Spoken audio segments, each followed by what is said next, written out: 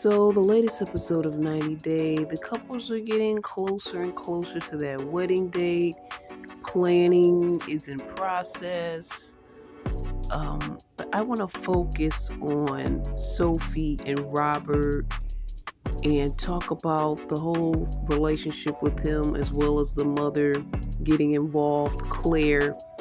And last time, I think I mentioned this, that basically mom said you should have stepped up and gotten a better place. It's been going on 3 years that they've been talking, so why did he not work on getting a better place? Because he knew this moment and this day was coming soon that they were going to get married. He kind of caught a fit and got upset. The two ladies left and hung out. I think she's going to stay over her mom's for the night. But then he goes and does laundry, talks to his boys, kind of vents, and kind of says basically Sophie didn't have his back. And he's kind of up in the air whether he is going to marry her or not, just based off the fact that she's siding with her mom and she really doesn't have his back.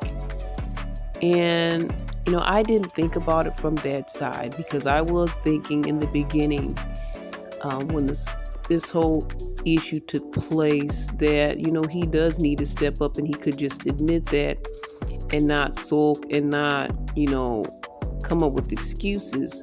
And I still believe that's true. But then seeing his side, a part of me also says, if you're supposed to be marrying this person in a short period of time, I think you would try to stand by that person in situations such as that.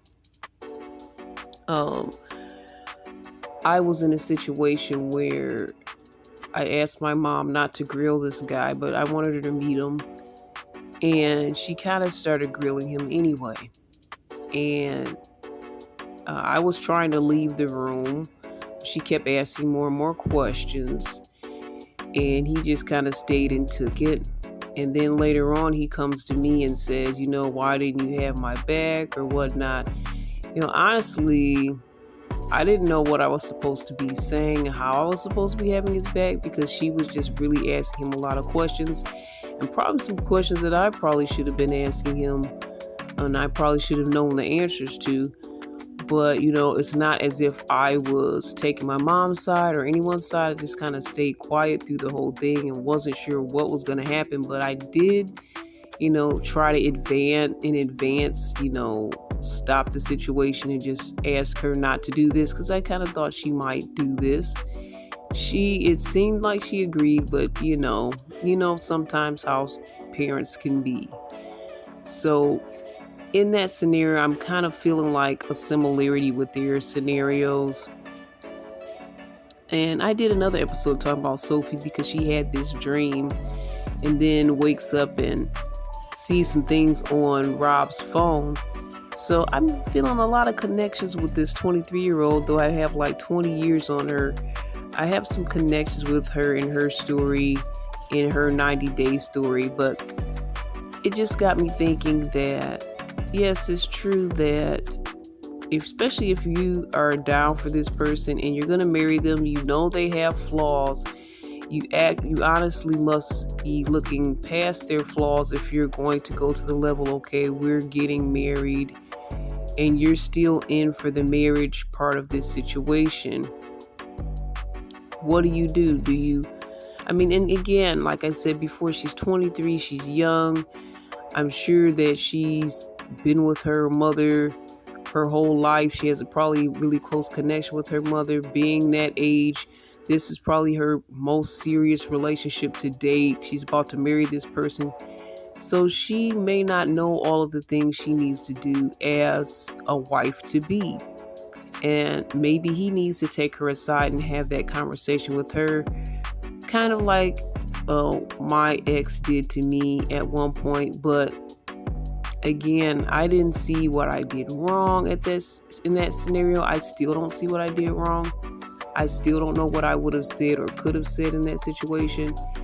And I don't know if Sophie would feel the same way or not, but I see his stance and how he feels that, I don't know if you'll stand up for a person like that, but at least don't get in the ring and just, pull them down as well as the other person is pulling them down. So in some instance, I understand that. And to me, I think that's a lesson that can be learned. I feel that in a way I learned a lesson from that scenario. Of course, the relationship didn't work out. There was multiple issues with the relationship. But just stating the fact that if you're in a relationship that you feel is really serious, and at that point for me, I felt like it was getting serious, but I didn't feel like we were totally there in the serious range yet. But if you're really serious and you're engaged with this person, you're about to get married, and I know you may be upset over some things, you still should try to not throw the person under the bus, at least, even if you don't know what to say, even if you don't know how to defend them. Don't jump on the bandwagon and go against them as well. Maybe she could have took some time and went aside and called him on the phone and did a phone call with him and kind of talked it over with him, something, just so that he wouldn't feel completely alone in the situation, in the scenario. I mean, again, if you feel this person is good enough to marry, then you should try to be on their side to some degree and really come up with some solutions and come up with some. But a lot of times we're in these relationships and you don't want to offend the person. You don't want to get them upset. They've already had challenges. You guys are about to get married. You don't want to bring up another issue. But I mean, that's really when you do need to bring up the issues and all the issues, because, that day is coming quite soon. But again, it takes maturity. She's only 23. But sometimes you do have to tell people what you need in a relationship. And you shouldn't feel like they automatically will know. Again, the age thing I'm thinking about, but just in general, sometimes people don't know how to give you what you need. And if you bring it to their attention and they actually make an effort, then I think that's how a relationship should work. We can't expect everyone to give us what we need, especially if they don't know what we need, especially if they haven't been in a relationship with someone like you. You're a different person than their past relationships. Things may be different. They may be used to doing things in a certain way. I mean, you could bring out the best in them in the relationship by just bringing something to their attention without completely calling them out or cussing them out. But just say, hey, this is what I need, this is what I would hope, and this is what I would expect from you in this type of situation.